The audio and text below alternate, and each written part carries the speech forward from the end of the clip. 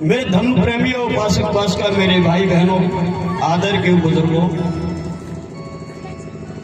ये शाक्य और कोली आए कहां से, असल में ये वंश की उत्पत्ति हुई कहां से, हमें इस बात पे गौर करना पड़ेगा। भारत ही नहीं अपितु सर्वस्व, सारे संसार, सारे विश्व का सबसे पहला जो राजा हुआ, पहला राजा, जरा बात को ध्यान से सुनना। राजा तो एक नहीं हजारों लाखों हो गए, लेकिन जो सबसे पहला राजा हुआ उस राजा का नाम था महासम्मत। क्या नाम था? जरा याद भी करते जाओ, क्या नाम था? महासम्मत। महासम्मत का अर्थ होता है कि महापंचायत बुलाई बहुत लोगों की, महान मतलब बड़ी, और वहां पर सभी लोगों की एक मति हुई। महासम्मत मतलब सभी की एक सम्मत बराबर, सभी की समान मति हुई, और समान मति के मताधिकार के अनुसार एक व्यक्ति का समर्थन कर दिया कि हम इस व्यक्ति को राजा चुनते हैं, और उसी का नाम महासम्मति पड़ गया। सबकी सम्मति से राजा का चयन हुआ। तो मेरे धर्मबंधु, महासम्मति राजा हुए और इनके पीढ़ी दर पीढ़ी चली, पीढ़ी दर पीढ़ी चली। इनके बाद 35 पीढ़ियां और हुई। और सुनना जरा ध्यान से, महासम्मति के बाद 35 पीढ़ियां और हुई, और इन 35 पीढ़ियों के भी नाम मैं आपको सुना रहा हूं। मेरा उत्तरदायित्व बनता है कि जिस इतिहास से हम लोग बहुत दूर हैं, वो इतिहास आप लोगों तक पहुंचना परम आवश्यक है। ये हमारे इतिहासकार बहुत बड़े विद्वान, आज वो संसार में नहीं है, महापरिनिर्वाण उनका हो चुका है दिल्ली में। परम आदरणीय, परम श्रद्धेय शांत स्वरूप बौद्ध जी, इनका सम्यक प्रकाशन है। उन्होंने अपनी वीडियो अपलोड करके बताया, अपने पुस्तकों में भी बताया कि ये महासम्मति जो राजा हुए, उनके बाद 35 पीढ़ियां और हुई, जो कि निम्नानुसार हुई। पहले राजा हुए महासम्मति के बाद रोज, फिर वररोज, फिर कल्याण, कल्याणक, उपोसच, मानधाता, चरक, उपचर, चेती, मुवद, महामुच्चर, मुचलिंद, सागर, सागरदेव, भरत, अंगिरस, रुचि, सुरुचि, प्रताप, महाप्रताप, प्रहलाद, इस तरह से 35 पीढ़ियां और भी हैं, हो गई। और मेरे धर्म बंधुओं, 35 पीढ़ियों के बाद आखिर जब 35वें राजा थे, उनके 3 पुत्र और हुए। आप लोगों ने सुना होगा इक्ष्वाकु वंश। इक्ष्वाकु वंश में ही राजा राम पैदा हुए, और उसी में ही राम दशरथ, उसी में भगवान बुद्ध का भी बता दिया। लेकिन मैं बता रहा हूं कि ये इक्ष्वाकु तो इन्होंने रखा, पाली में इसको इक्ष्वाकु कहते हैं। क्या कहते हैं? इक्ष्वाकु। लेकिन उस वंश के नहीं थे, ये महासम्मति राजा के वंशज थे। अब ये देखना है कि हमारे भगवान बुद्ध विष्णु के अवतार थे, या वो हमारे अवतार थे, या वो लोग हमारे वंश में से निकले, या हम उनके वंश में से निकले, या इस बात को ध्यान देने की जरूरत है। तो इक्ष्वाकु कहां से आए? इक्ष्वाकु कहां से आए? ये महासम्मति की 35 पीढ़ी के बाद ये 3 पुत्र हुए। 3 पुत्रों में से पहले का नाम था मखादेव, दूसरे का नाम था कलार जनक, और तीसरे का नाम था ओकाक। ओकाक राजा के 2 पत्नियां थी। एक पत्नी के 5 पुत्री थी और 4 पुत्र थे। एक पत्नी के सिर्फ एक ही पुत्र था। मेरी माता, जिस प्रकार से राजा दशरथ से कैकेयी ने एक वचन लिया था कि मेरे पुत्र भरत को राजगद्दी होनी चाहिए और राम को वनवास होना चाहिए, मुझे नहीं पता कि सत्य थे कि गलत है, लेकिन उदाहरण दे रहा हूं, उदाहरण के तौर पर सुनना, इस पर सील मत लगा देना कि सत्य बात है।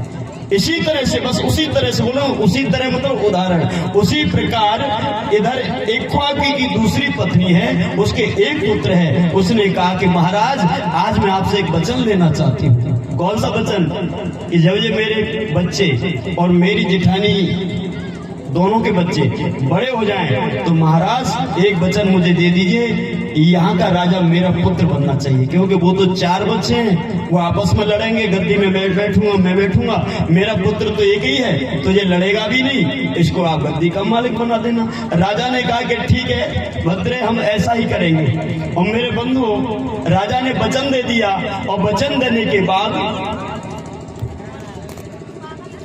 इस राजा इक्ष्वाक ने अपने 4 पुत्र और 5 बेटियों से कहा कि मेरे बच्चों, मुझे माफ करना, एक पिता होने के बाद भी मैंने वो काम किया है जो शायद आपके पक्ष में ना हो।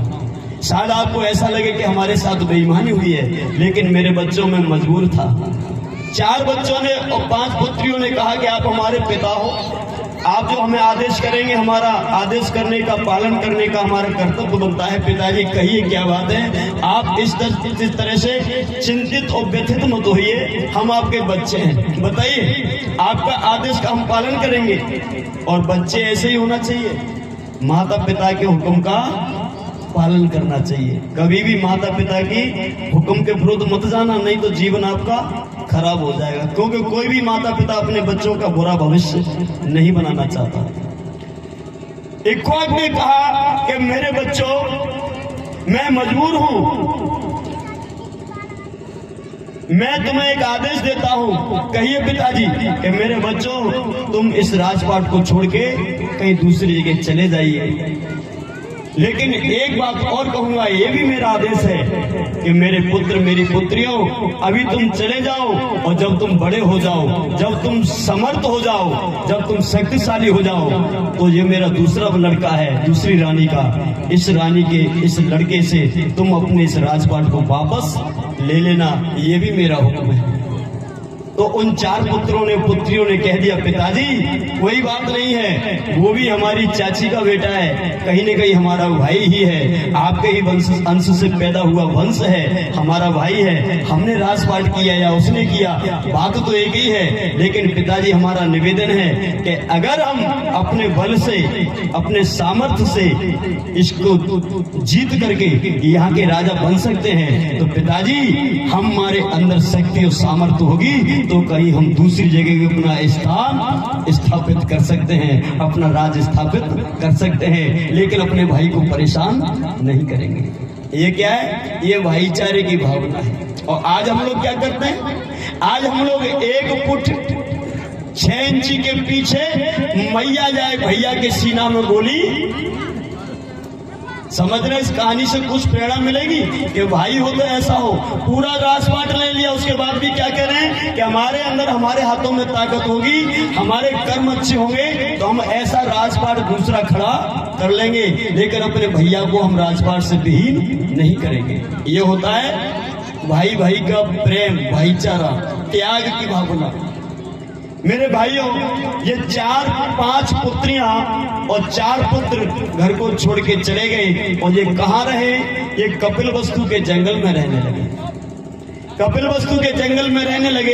ये 5 पुत्रियां जो थी, उन पुत्रियों के नाम थे, एक पुत्री जो सबसे बड़ी है, उस पुत्री का नाम था पिया, और दूसरी पुत्री है उसका नाम है सुप्पिया, और तीसरी पुत्री है उस पुत्री का नाम है आनंदा, चौथी पुत्री है उस पुत्री का नाम है विजिता, और 5वीं पुत्री है उस पुत्री का नाम है विजित सेना।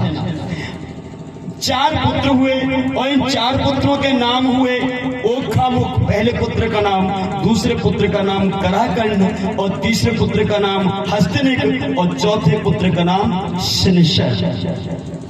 हुआ यूं कि जो सबसे बड़ी पुत्री है पिया, वो कुष्ठ रोगी थी, मतलब कोढ़नी थी, सफेद दाग थे पूरे शरीर के अंदर।